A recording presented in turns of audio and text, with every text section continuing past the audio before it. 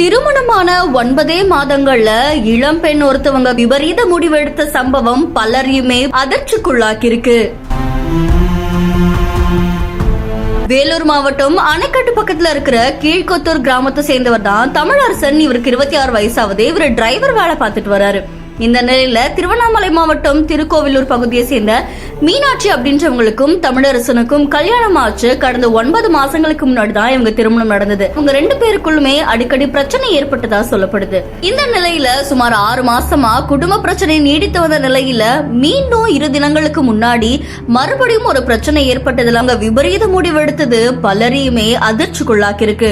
இந்த சம்பவம் குறித்து வேப்பங்குப்பம் போலீசார் சடலத்தை கைப்பற்றி விசாரணை மேற்கொண்டு வராங்க.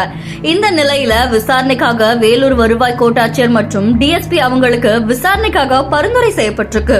ஆனா இந்த இளம்பெண்ணோட இறப்புல சந்தேகம் இருக்கிறதாவும், பெண்ணோடைய இறப்புக்கு இளம்பெண்ணுடைய கணவர் தான் காரணம், அவர் மேல நடவடிக்கை எடுக்கணும் அப்படின்னு சொல்லி இளம்பெண்ணுடைய உறவினர்கள் வேப்பங்குப்பம் காவல் நிலையத்துல புகார் கொடுத்திருக்காங்க.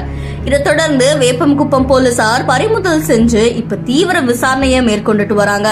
திருமணமான 9 மாதங்கள்ல அந்த இளம்பெண் எடுத்த இப்படி ஒரு விபரீத முடிவால அந்த ஊரே சோகத்தில் ஆழ்ந்திருக்கு.